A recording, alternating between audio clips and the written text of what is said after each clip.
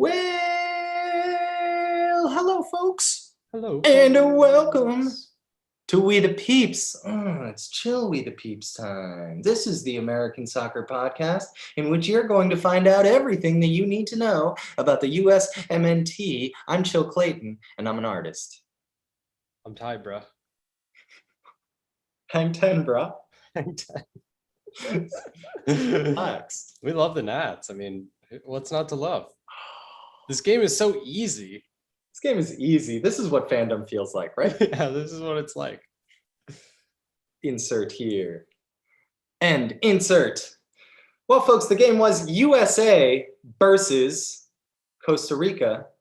We got a lot to chop up, kind of. It was a pretty relaxed game, honestly. Pretty relaxed night. I think a lot of that has to do with just the intense emotions we've all experienced as soccer fans in the past week. Yeah. But you know what? It was a USMNT game. We would win it for nothing comfortably. It was comfortable. And we got to see some Tyler Adams. So you know what? I'm grateful and I'm excited to talk about it all with you. If I may, though, first, we do have a little bit of housekeeping. First of all, first and foremost, highest honors, gold stars, A+ to Alexander King, Kyle Reed, and Paul Campbell, is your boy. All have ratified their peep status, official peeps from here on out, as long as you don't cancel Gold your star monthly subscription. Full. The next step is a neck tattoo. Yeah, that's right. We the peeps. Gentry, We the Peeps. It's like a weird Escher that looks like it says both Gentry and We the Peeps. That's right. You have to flip yourself over for people to see it. Thank you guys so much. It is not free to do this show, so it makes a huge difference. You're really helping us continue to do this show that we love, and I think you're helping this team that you love by supporting other fans. Grassroots media. This is grassroots media, folks, so thank you for doing that. As always, follow us on Twitter at WTP Pod. Hit us up on YouTube for live content. We've been streaming the games live, hanging out. We've had some friends with us. And by friends, I mean you listeners. We're on that shit right now, matter of fact. You could have seen me do some funny faces when I did the intro, and I was doing stuff with hand gestures when we were talking about tattoos. YouTube, you get hand gestures, but you don't get any editing. So you have to endure some errors. Right. That's right. That's exactly right. That's the trade-off. That's up to you. However, I will say that as a natural result of our regular lives, my audio tends to be pretty strong, and Ty's video is fire. So if you would prefer if you want to see how much better Ty's video is than mine, you're gonna have to subscribe to the YouTube, because I look like a grainy Bigfoot over here, and Ty looks like he's modeling. I think that's about it. Hit us up with 5 stars if you could. Leave us a review. It makes a huge difference. Oh, and of course, tell a friend. Now is the time. This is cool again. This team is cool again. So when people start bringing this up at work for the first time because of the Mexico win, I want you to tell them, hey, if you want to know more about that team, that awesome team, I know exactly where you should go, and that's us. If you could do that for us, it would make a huge difference. And housekeeping.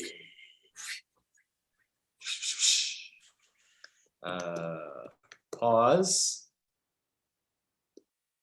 Pulling up the lineup real quick. Line them up. Line them up. YouTube only, son. Line them up, YouTube. Line them up. All right. And pause. Maybe YouTube can help us out a little bit. We're gonna get there. We're gonna have to get there. We're gonna need it.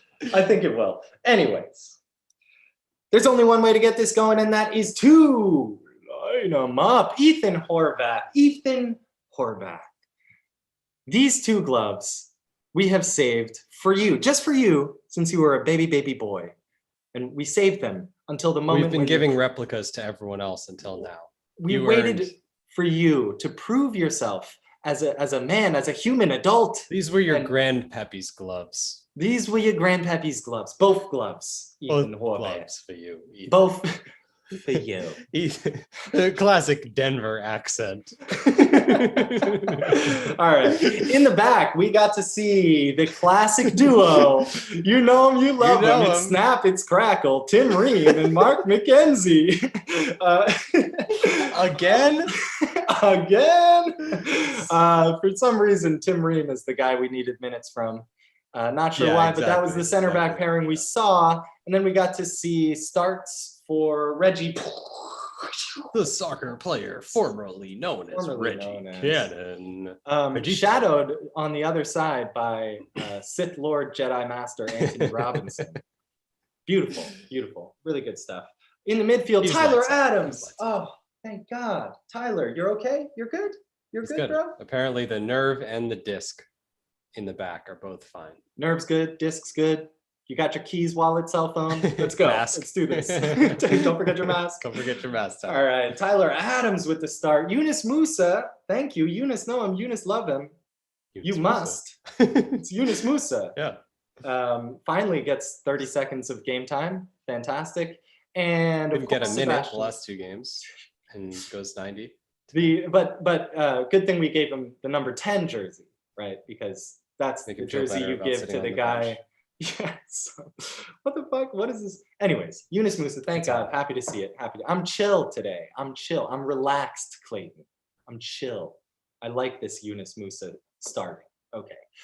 Sebastian Lletget, too Lletget to quit. And then I could not be more psyched than to have a Tim Weah start. Daryl DK at the 9 and Brendan Boom. Aronson. Now that's what I call a 9. Ooh. Oh, Ooh, I can't believe it's not Liverpool with that front three. Ty, what were your... Oh, Jesus Christ. All right, I guess we'll recap so this next game. we go through the game. Let's go through the game. Let's recap Game the game. stats. Okay. So the game, if you missed it, if you didn't watch it, totally understand. This game was mad lax. We get it. It was mad lax compared to what we saw on Sunday. But the U.S. came out crisp. They came out on top. They came out confident. There was a lot of fresh legs out there. And Brendan Aronson would find his goal early on in this one, 8th minute. It looked like it could have been finished by DK. It was a little interchange play, and the ball came out. But Aronson said, "Mine now," and smashed this one home. Not quite top bins, but it had a top bins vibe to it. So that was nice way to start. Energy. And I tell you what, that energy with the same energy as the top bins kick. But this vibe that we started this 8 minutes with was pretty consistent throughout the whole game. There was not too much ups and downs. There was almost no drama. This was the Dave Sarakin of friendly successes for us. In the 42nd minute, Daryl DK would get what I couldn't believe was his first goal for the USMNT. Congrats to Daryl DK. Ty, you want to describe this goal for the peeps? So the goal comes from a pretty innocuous situation where Mark McKenzie somehow sees a gap between about 8 Costa Rica defenders and plays the ball of his freaking life. Yeah. That makes it basically to the opposite penalty box where all DK has to do is smash it home. No touch. No touch. No touch to set it up. Rolling ball, DK, 1 shot, goal. Is it? So I'm not 100% clear on how packing stats are calculated, but that's it. That was like a 10. Yeah, was that 10 of them? That was like basically a 10, yeah. Which is the most you can get, because if you pass all 11 players, you scored, and so that's what's called a shot. Yeah, so packing stat is this obscure German metric which measures in a movement or a pass how many opposition players have been taken out of the play. And this Mark McKenzie ball basically bypassed the entire Costa Rican team on its way to Daryl DK. So big golf claps. Big fat golf claps. Philadelphia Union's Mark McKenzie for setting that goal up. And a fine finish by DK. I'm sure the keeper was not pumped to face down the DK howitzer. Yeah, that's a scary moment when DK has nothing to do but swing that right leg. Yeah, exactly. Yikes. Don't want to be that guy. Bro. So halftime, we go in 2-0. We come back out to a sub. Who was it that came in at half? Oh, it was the Walker Zimmerman. Yeah. Walker Zimmerman came on for 10 So minutes. shouts to MLS in general in this game. We got MLS products everywhere. You know, some current MLSers. Beautiful MLS showing tonight. Walk Zimmerman comes on.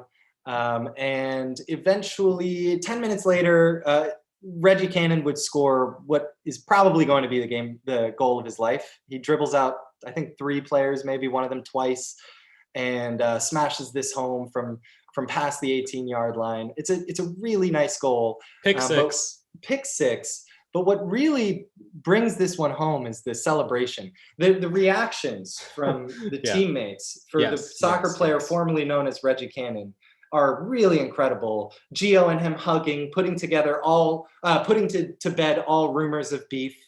The whole team is psyched for this guy. He also does a very strange and inexplicable. We tried to make sense of it at the time, and I still can't. His celebration is to get everyone running with him, gets kind of within orbit of the bench, and then he does a big fat pause, tells everyone to stop and do nothing for a second, and then celebrate again. Does that make sense? But he did some sort of weird gesture where he like had his hand on his chest and was like like it was like there was like a small child in front of him that he was patting on the head. It's very odd. Reddit. This one's for you, Reddit. This is some sort of Illuminati shit. It was cool. Reggie Cannon got his goal. It's a dog whistle for something. We don't know what for. Reggie Cannon's CIA. He just opened up a portal to an alien land. Wouldn't shock me. Would not shock me. It's worth mentioning in the second half, especially after the Reggie Cannon goal, that Costa Rica came out to ball a little harder. I think getting scored on twice by such a young team in such a relaxed fashion probably brought out some of the fire in some of these aging Costa Rican players. But it didn't make that much of a difference. That's the thing, dog. Like, it didn't really matter, dog. I got my wish. My wish at halftime was to see Gio Reyna come in, and he did, and he got his goal. So he drew a foul. It was a legitimate foul. And then there was what I can only describe as a wrestling match for the ball. Ty, I kind of missed it, I guess. Ty, you saw it better than I did. Yeah, it reminded me of my 6-year-old and my 9-year-old fighting over a bag of goldfish, except it was a soccer ball between 2 grown men. So there was a frothy discussion and literal tugging on the ball to see who would get to take this penalty, which I thought was hilarious, from 2 substitutes essentially. So, hey, it was PFOC was the other gentleman. PFOC, yes. Theo-san. Yeah, Theo-san. Looking for more names to add. Yeah. PK-san. So I think it's right that Gio Reyna takes the penalty. It would be strange to me if he drew the penalty. So I don't know. It would be strange to me. Yeah, I feel like that's a gentleman's rule there. He who draws it takes it.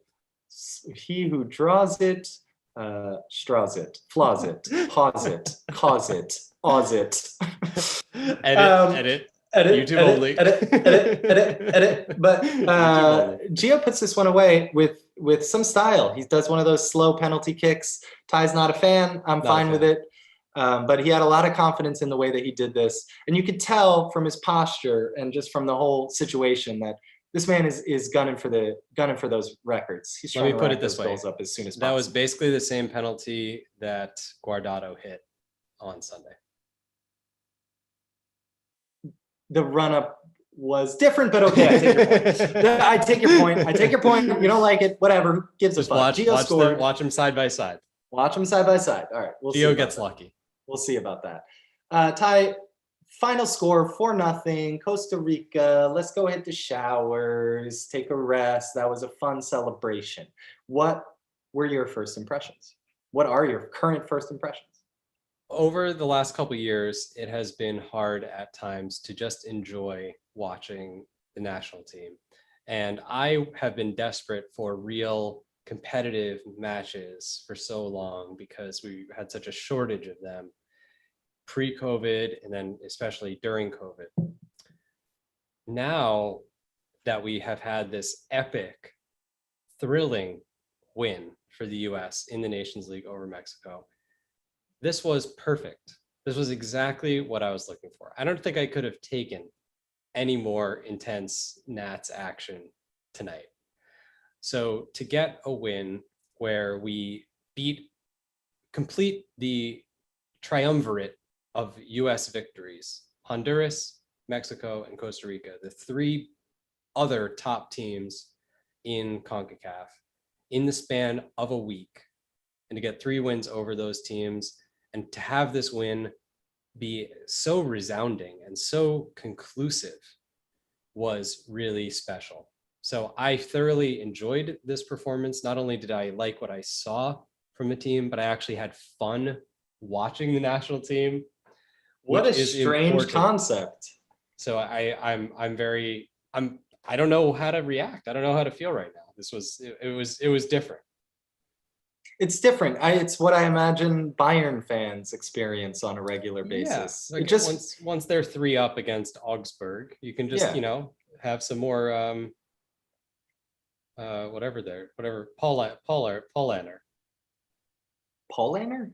I'm trying to think of the beer that they have. Oh, all right. Yeah. You chill and have one of those beers. Yeah. Have a beer. Have a Stein. But I think have a Stein. I think what is easy to miss here is that we're talking about Costa Rica. This looked like St. Vincent and the Grenadines, and it was actual Costa Rica. And to newer fans, you might not realize that Costa Rica is a team that beat us twice in World Cup qualifying last go around. They're one of the other teams that made the last 4 of the Nations League. Costa Rica in the last couple of years has been better than the U.S. men's national team in CONCACAF competitions in general.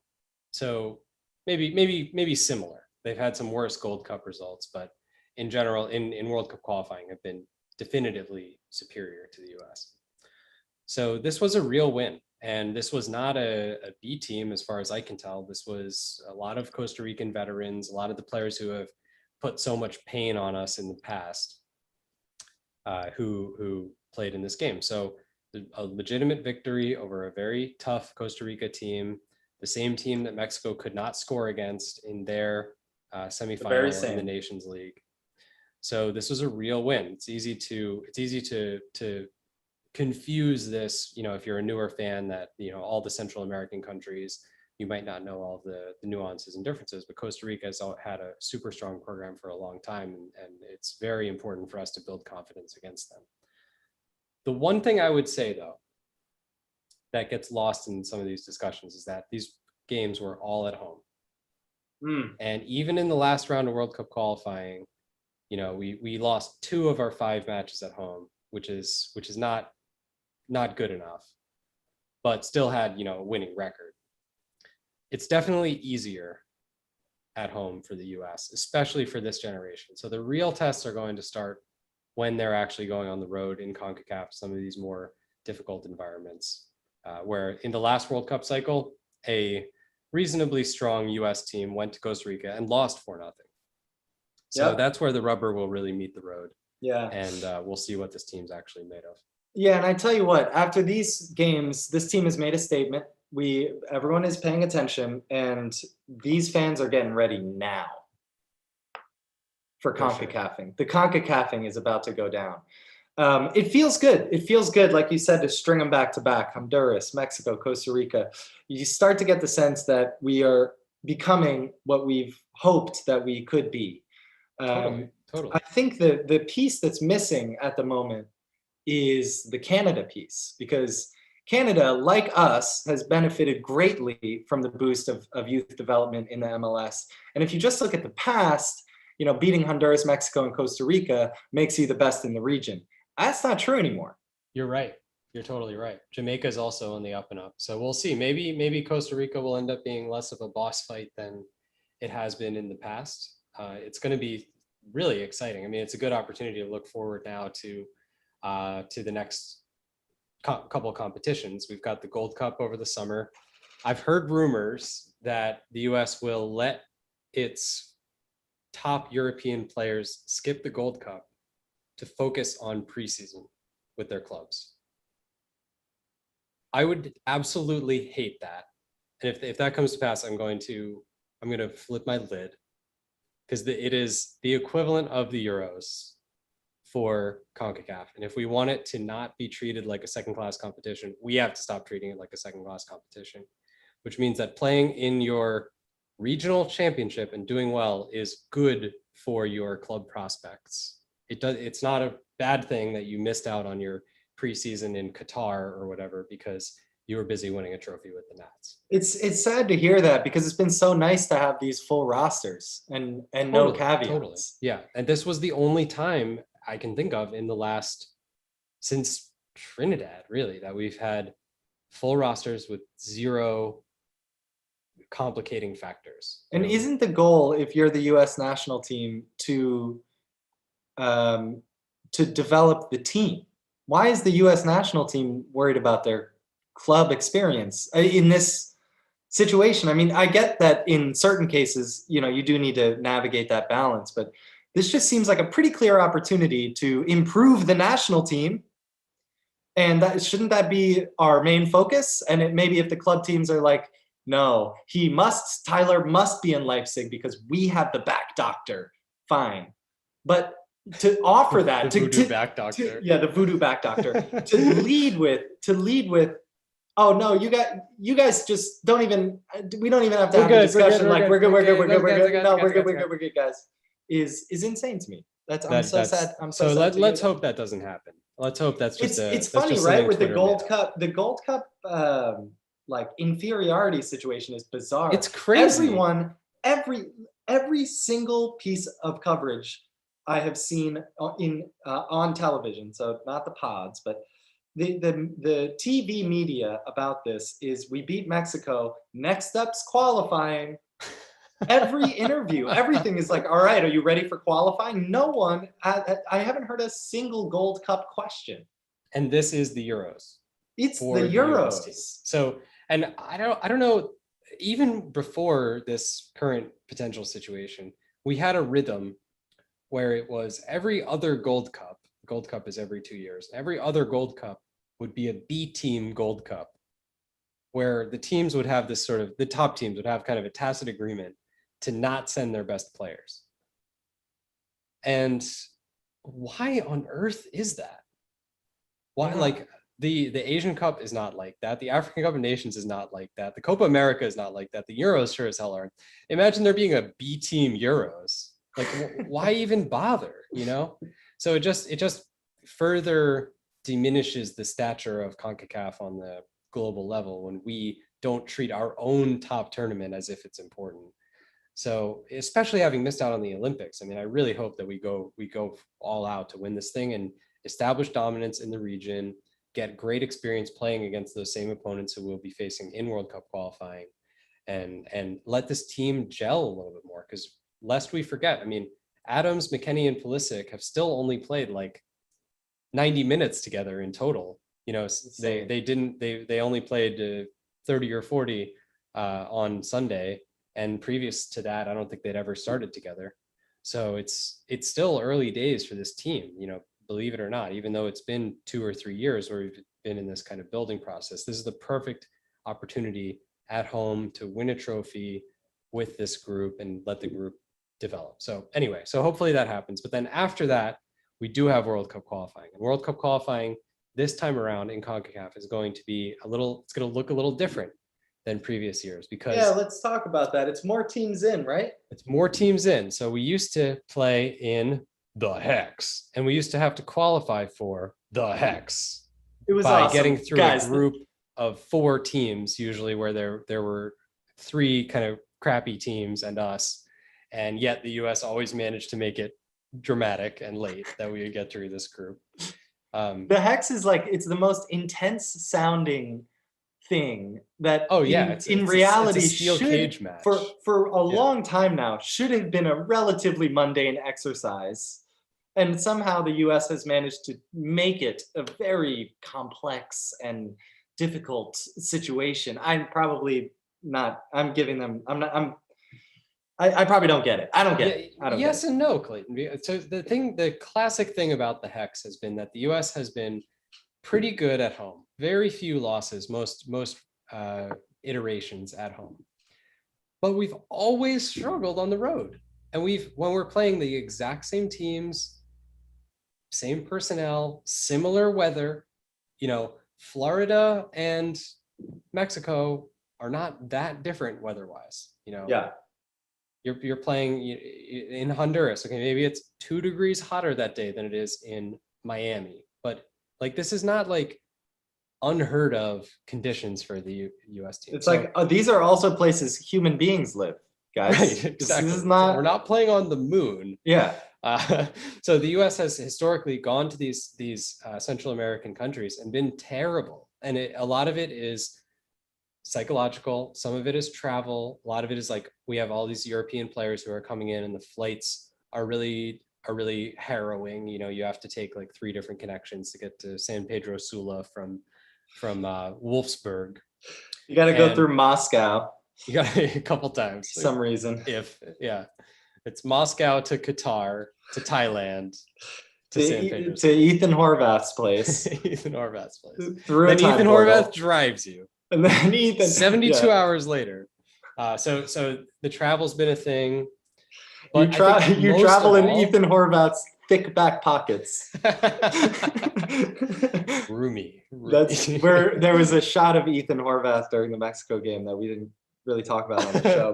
But he had both gloves tucked into his butt cheek, basically just his butt cheeks, like one for each butt cheek, up in there. Yeah. And he looked like like a chicken with just the fattest juicy double. Took us. And our buddy on Twitter, who was staying up too late before school the next night, or on the YouTube stream, said Horvath has a CONCACAF. Oh man, we love it. Take that. We love it. Anyway, what I was trying to say is that there are these other factors, but I think the biggest reason why the U.S. struggles on the road in World Cup qualifying is that we expect to struggle. Yes. And we expect to struggle because there's a mythology of World Cup qualifying that has its origins in the old school US soccer era, the 70s, 80s, and 90s, the US struggling to get through to the World Cup, where the team legitimately wasn't good enough to deal, to beat these teams in these situations. And it was legitimately a feat for the US to go into a place like Honduras and win a game. And it has become par for the course that the common wisdom in US soccer is that in order to make the World Cup, we just have to win our home games. And it sets us up for this expectation that when we go into these matches away from home, it's a good thing if we just come out of there alive and with a point. And that has to end because this team is way too good to look at themselves that way. Yeah, and we've been saying that, and we'll probably say it a few more times, but we might not have to say it for long because something tells me Tyler Adams and Weston McKennie don't see it that way. I believe so. I think Christian Pulisic might struggle a little bit. I think he might have some mentality problems. I think Tim Ream better not be on the fucking plane. I think there's a couple guys. I would have agreed with you. There's Jordan a couple Morris guys should not be on the plane. Should not. There's some players who have it and some players who don't. Sometimes you don't find out until you see them a couple times. Yeah. But we have proposed for a while the idea of a home group and an away group, and bringing to the camp, bringing 30 guys where 7 of them are expected not necessarily to play at home, but they're definitely going to play on the road.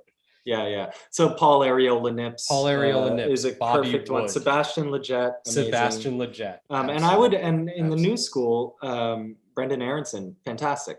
I think Brendan Aronson has a shot. I'm a little afraid of him and Musa and how they'll. I would go no Musa, yes Aronson. Yeah, I think that's probably where I'd be right now. How about Gio? Is Gio hard AF? We don't can have he enough. Dominate San Pedro Sula? We don't have the data. I definitely think he will be able to when he fills out a little. He's going to be a stronger dude than he is right now. Right now he's like Neymar twig. But it's just a mental thing because he's Johan Venegas isn't he's not bigger in Costa Rica. He just plays bigger than but scrappier games like these are part of CONCACAFing is having to play through fouls and stuff like that. It's strength helps in these situations. I just want to go back real quick to the Pulisic one. After that penalty kick, I'm willing to give Pulisic a fresh start when it comes to his away mentality and ability to defeat CONCACAFing. Mm-hmm. I want to believe, and I see some evidence for this, that he's getting it. And I know this was a home game, but the shushing, the beers. He had a typical sort of anonymous in an important moment game. Right. Typical, becoming typical for him. There's been maybe 3 of those. And yet in this most recent one, the result was different. Something about his psychology was different. I think something has changed. I could totally go with that. And I think Mexico is a unique one because there's plenty of Costa Ricans in the US, plenty of Hondurans, plenty of El Salvadorians, but nothing compares to the Mexican American community here. Like, yeah. It's Nothing the most well followed the sports team with the most fans in the United States is the Mexico national team. Yeah, not soccer. No, not did not say the word soccer team. Yeah. So sports team. The sports team with the most fans is the Mexico national team. So we're talking, whenever the US goes, wherever the US is playing Mexico, even in Columbus, Mexico is still getting 25-30% of the crowd. And it's the distinction between a home game and an away game against Mexico is much harder to delineate. So that's why there's, so much beer being thrown and so much shushing and everything in that final. So the Costa Rica one, that can be a big contrast. For some reason, last time they played it in my area, in New Jersey, our area, where there is the biggest concentration of Costa Rican people in the country. It was like the stupidest decision ever. So the game at Red Bull Arena last time around, which I was present at, was rough. I mean, it was minimum 50%, probably 60% Costa Rica fans, and huge mistake. But this game, I don't know much about the demographics of Utah, but I'm just going to go out on a limb and say that there's not that many Costa Rican people there. So it seemed like a pretty muted crowd and not a lot of pressure on this team. And when they go to San Pedro Sula, it's going to be an entirely different story. So they shouldn't get too high on their horse about what they're able to do against these CONCACAF opponents until they're able to do it in their turf. Yes. We're on our way there. Ty, let's dip our toes back into this Costa Rica game while we still can, before we move on to the future forever. Because I have a feeling we're not going to talk about this game. This one's not going to last. Move on to the past. This one's, yeah, right. Hard to move on to the past. This game is not going to last long in any of our memories, aside from being the game that happened after the previous game. This was like going to the diner after prom. Yeah. This is like all sorts of shit just went down, but this is like Act 5. A nice. It's all part of it. Plots getting tied up. It's all. Yeah. It's all a part of it. DK got his first goal. Epilogue. It's all good. So yeah, it was really fun. I mean, I so enjoyed this. Shouts to Joel Campbell. Shouts to Joel Campbell. Shouts to this guy. Legendary Costa Rican team that has had, respect, tons of success. I mean, they made it further than us in Brazil. They made it to Russia when we did not. Yeah. And so you got to give them a lot of credit. Shouts to Brian Ruiz. I feel confident about our ability this cycle to retake our rightful place as tied for first in CONCACAF. And with 2 other teams. This generation is well on its way. So this was just a pleasure to watch. It's great to see the generation coming together. And I can't wait to see them in more intense and more difficult situations as the team progresses through these competitions. Yeah, it's only going to go up from here. Ty, what's the next? Anything else on Costa Rica before we just lay that to rest? No, it's a good match. Yeah. What's the 4-0? It was fun. It was fun. It would have been cool to see Brian Reynolds. But it's fine. I'll just say I wish they played this in Costa Rica. I wish that the federation scheduled a couple more of those. Well, I think it sounds like that was probably very intentional. Berhalter's messaging is about learning. The group needs to learn to win. Perhaps. And as we know, all we have to do is win our home games. But I do think that putting this game, because either they play this game after winning the Nations League or after losing it, and either way, I don't think this is the right time to test this team. I get that. Yeah, that makes sense.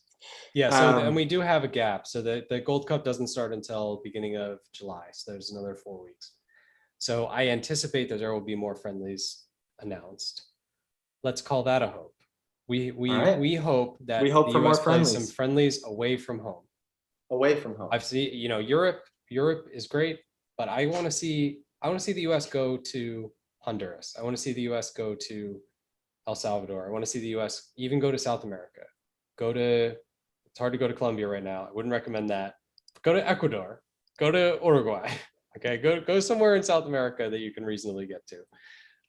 It's of course very complicated with COVID, and there very well could be intentions of doing that just can't happen because of the circumstances. But I hope it's being tried.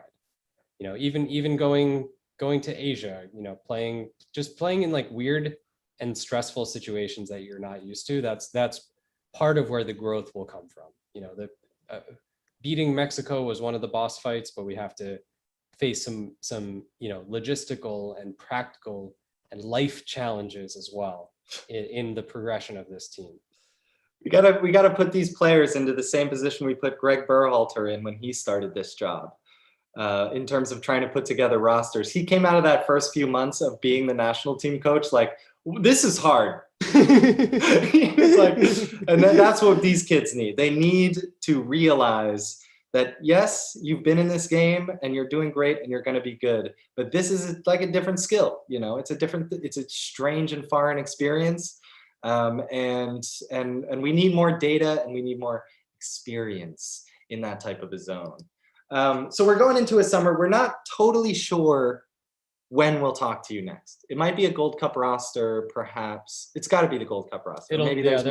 There will probably be a roster announced for Gold Cup, and there will be friendlies announced simultaneously. So keep an eye. Follow us on Twitter at WTP Pod. Yeah, we'll let you know. As soon as we know, you'll know, and we'll post when we are going to be recording our show to preview those games. So hopefully they can get in some good friendlies and prep well for the tourney. So with that in mind, we've got a few weeks here to veg out and just watch this Mexico game over and over again and drink lots of coconut water and just recover.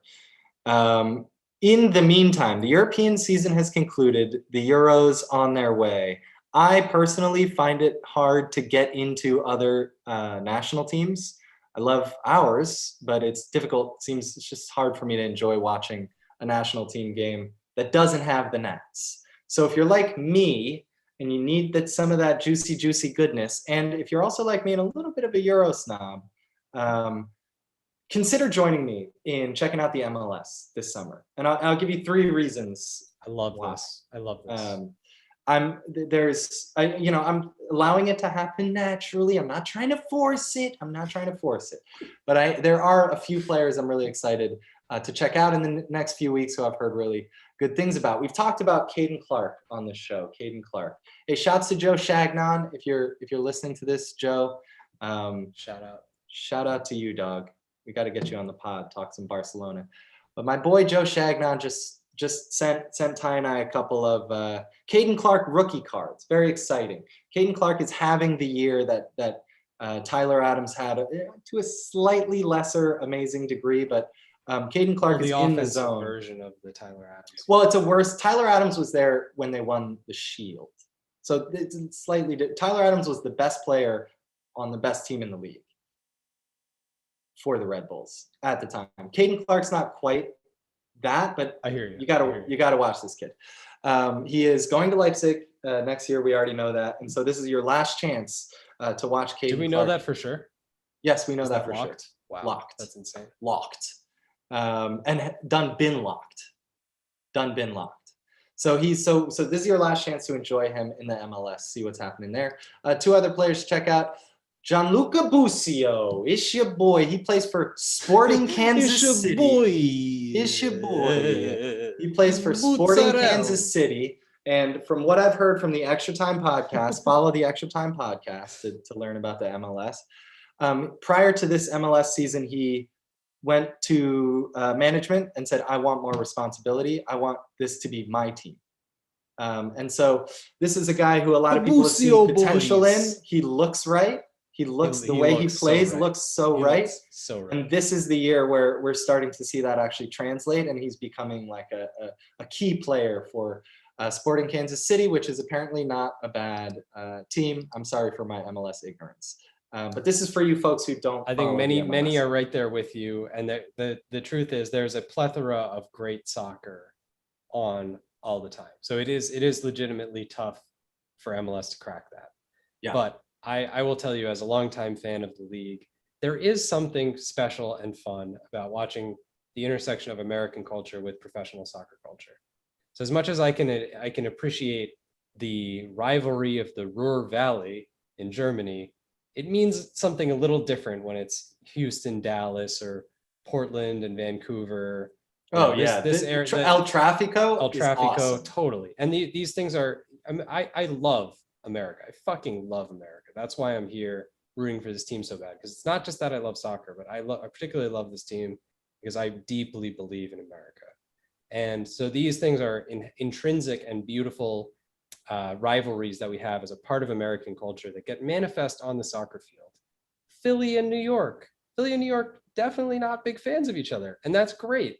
And that we get to work on that in a constructive manner on a soccer field. We get to enjoy our MLS.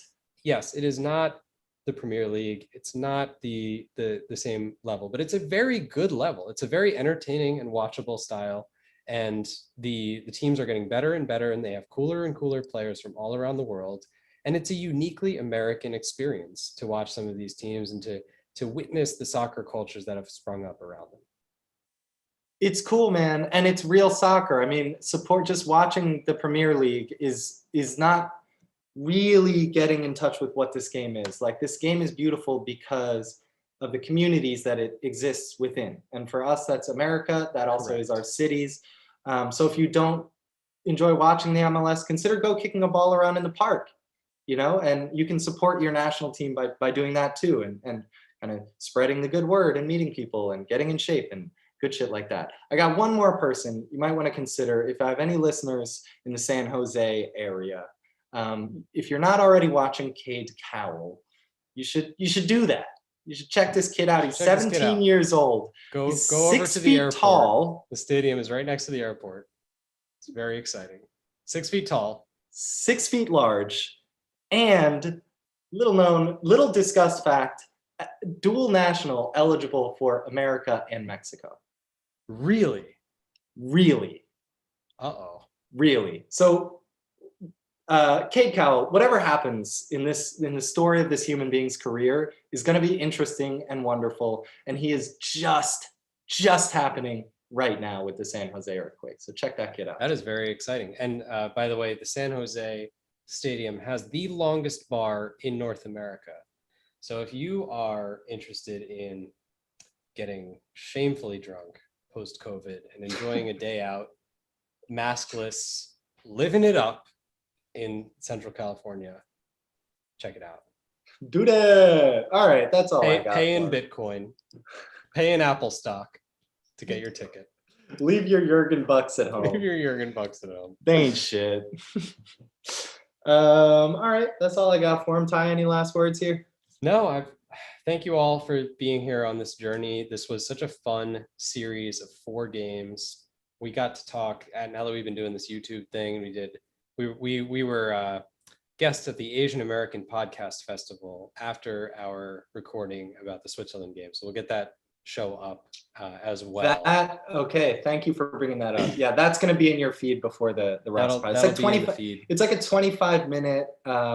Just Ty and I like ravenously explaining why these random people in the Zoom room should be into the Nats, and this is our evangelism. It's priceless. It's priceless. We're trying so hard. This is the show to send to your mom.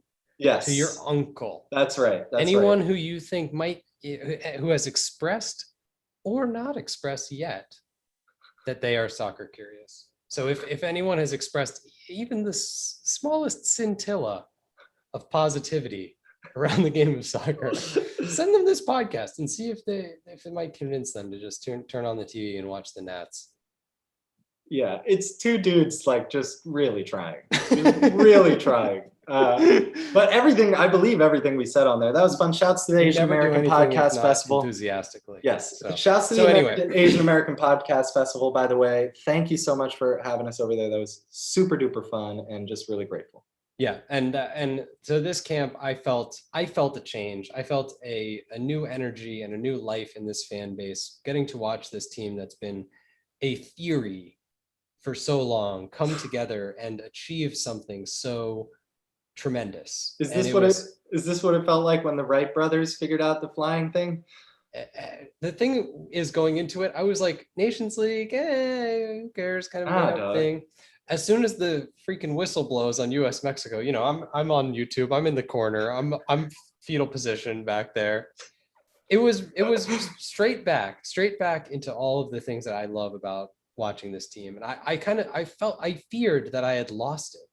Clayton. Me too, a little. I feared that I had lost it because it really hadn't been since that Trinidad game that there has been a match that's been like all out, must win drama for the Nats. Yeah. And we had that Gold Cup, but it was like one of those B team Gold Cups, and it was it kind of sucked to lose, but it wasn't. I didn't feel necessarily like it was. We tried our best. Our best were out there, and we still lost.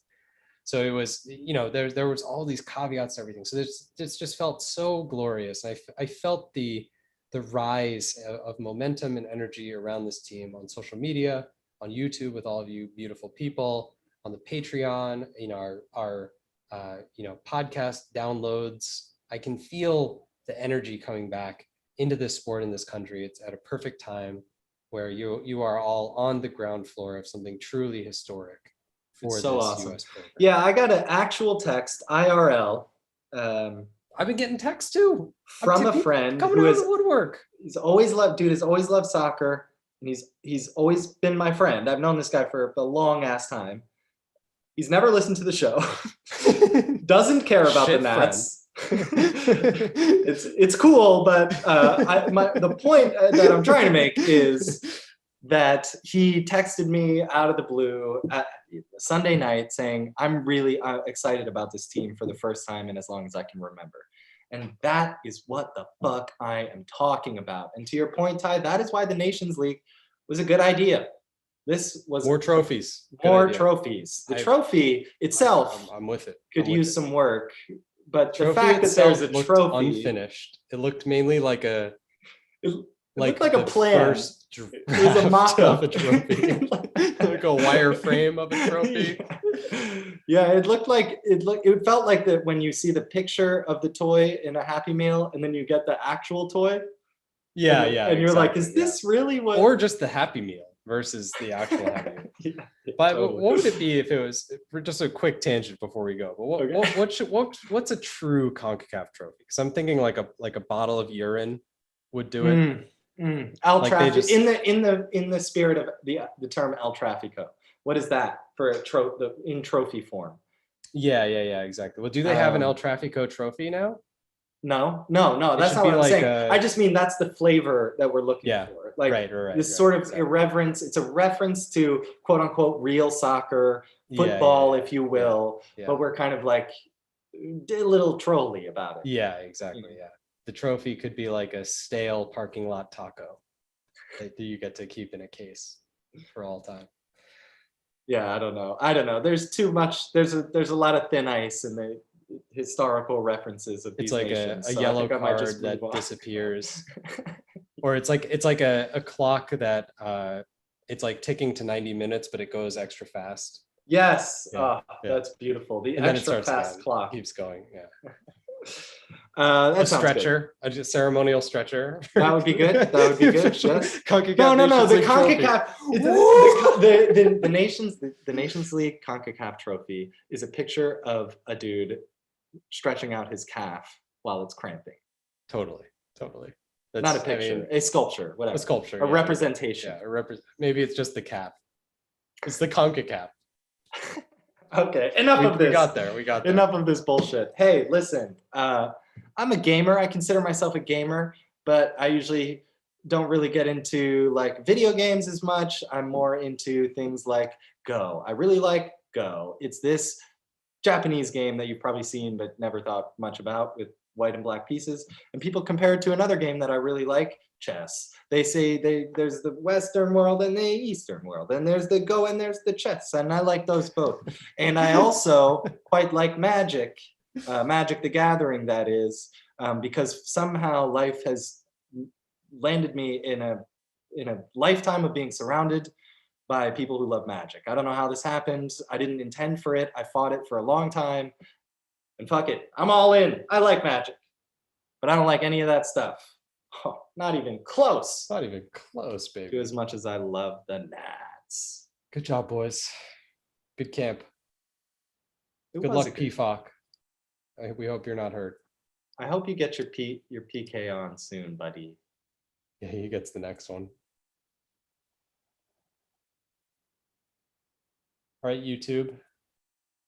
That was our show. Thank you for being here. The show. I am about to pass out. I'm super tired. Yeah, what a night. What a night. Thank you all. Yeah, the content, dog. It's all this content. Hours of content. Jeez. All right.